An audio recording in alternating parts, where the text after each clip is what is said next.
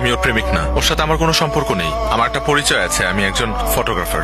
গত 3 দিন আগে ওর সাথে একটা ঘটনা ঘটেছে, খুব বাজে। সেটা হলো যে ও একজনকে ভালোবাসতো এবং সে ভালোবাসার মানুষের জন্য আসলে পালিয়ে গিয়েছে, কিন্তু দুর্ভাগ্যবশত ওর ভালোবাসার মানুষটি ওর সাথে অন্যায় করেছে, ওকে ছেড়ে চলে গেছে। আসেইনি, একা দাঁড়িয়েছিল সেই মানুষটির জন্য। এবং ওই সিচুয়েশনে গত 3 দিন ও আমি ওনাদের বাসায় ছিলাম। ওনার বাবা মা আমাকে নিজের মেয়ের মতো করে রেখেছিলেন। আমারও সময়টার মধ্যে ফুল সাপোর্ট দিয়েছিলেন ওনারা। শুধু একটা রিকোয়েস্ট আপনাদের 4 জনের কাছে, ওকে না ওই আগের কথাটা আর মনে করিয়ে দিবেন না, ওকে কিছু বলবেন না, কারণ ও আবার আপসেট হয়ে যাবে। থ্যাঙ্কস ব্রাদার, তুমি আমার ফ্যামিলির জন্য যে কাজটা করেছো সেটার জন্য আমার ফ্যামিলি সারা জীবন তোমার কাছে কৃতজ্ঞ থাকবে। গত 3টা দিন আমাদের ফ্যামিলির উপর দিয়ে কি গেছে সেটা আমরা ছাড়া কেউ জানে না।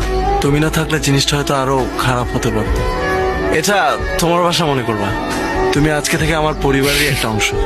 যখন মন চাইবে চলে আসবা।